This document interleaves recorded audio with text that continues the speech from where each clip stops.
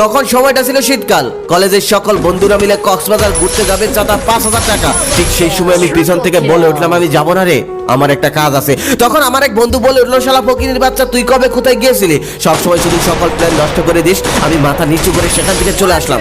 তাদের আর এটা বললাম না, যার বাবার বেতন মাসে 8,000 টাকা, তার ছেলে কি করে 5,000 টাকা দিয়ে ঘুরতে যেতে পারে, ফুর্তি করতে যেতে পারে। আমার ওই বন্ধুর কথায় আমি কিছুই মনে করলাম না, কারণ কলেজ লাইফে আমি কখনোই কোনো অনুষ্ঠানে অ্যাটেন্ড করিনি, কখনোই ওদের সাথে কোথাও ঘুরতে যাইনি, যেটা ইচ্ছেও করেনি। কারণ আমার বাবা যেই টাকা বেতন পায় সেই টাকা দিয়ে আমার লেখাপড়ার খরচ আর সংসার চালাতেই কষ্ট হয়ে যায়। আমি আবার কি করে ঘুরতে যাব? ঘুরতে যেতে আমার কখনো ইচ্ছে হয়নি। এটা নিয়ে আমার কখনো মনও খারাপ হয়নি, কারণ এটাতে আমি অভ্যস্ত। আমি তো দূরে কোথাও এখন পর্যন্ত ঘুরতেই যাইনি। এভাবেই কলেজের 2 বছর শেষ হয়ে গেল। প্রায় বিদায় অনুষ্ঠান চলে এলো, তখন আর অ্যাটেন্ড না করে পারলাম না। বিদায় অনুষ্ঠানে অ্যাটেন্ড করলাম।